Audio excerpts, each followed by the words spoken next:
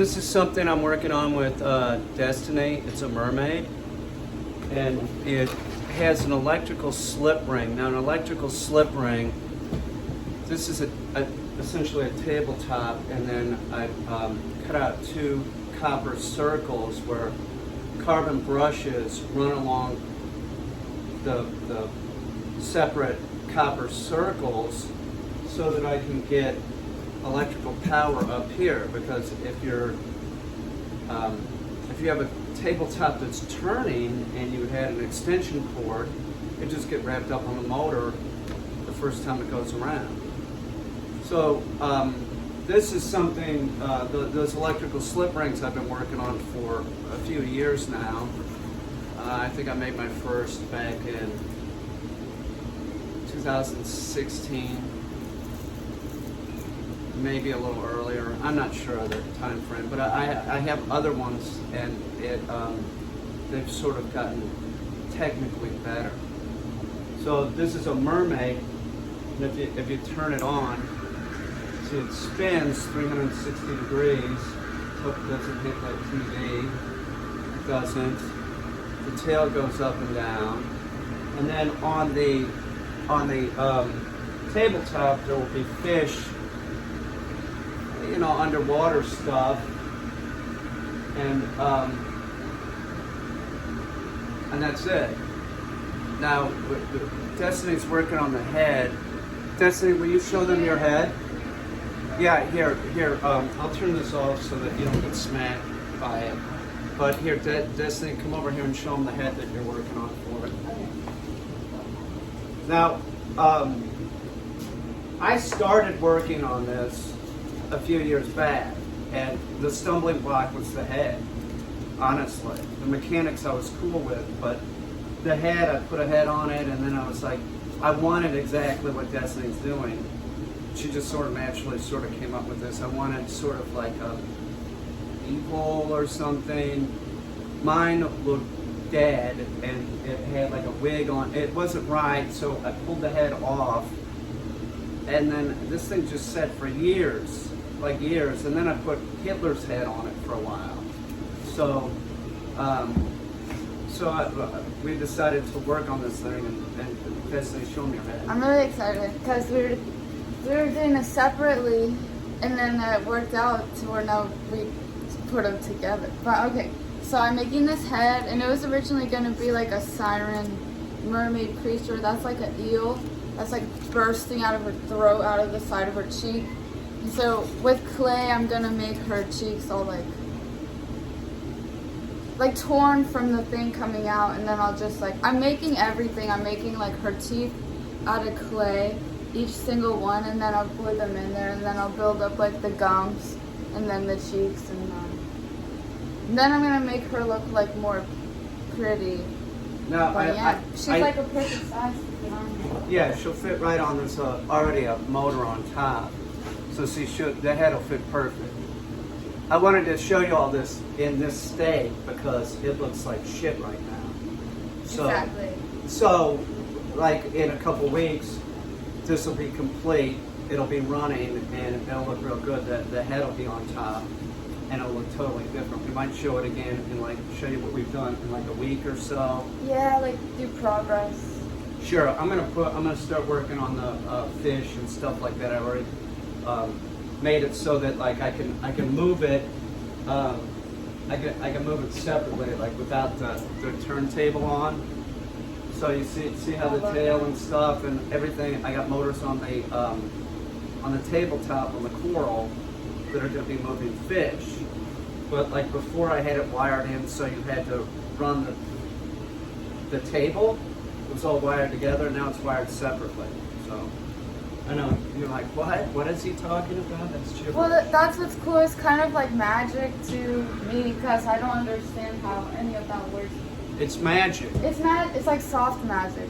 It's magic. It is definitely magic. I mean, a lot of stuff. I'm a warlock. Because to me, I just see it moving, but there's lots of moving parts that goes into that. Right. Like I was saying to Destiny when I brought I'm like, let's work this thing. I'm like, when we show it, people might come in to the gallery, look at it, and then it won't compute that like to get it to spin 360 degrees and have electrical power up here was actually like something that I had to build. They just take it, you don't really think about it, like, but you can't have an extension cord going up to something that's moving because one revolution and it's going to be tied up. So that was my solution, was carbon brushes that run along like a copper track.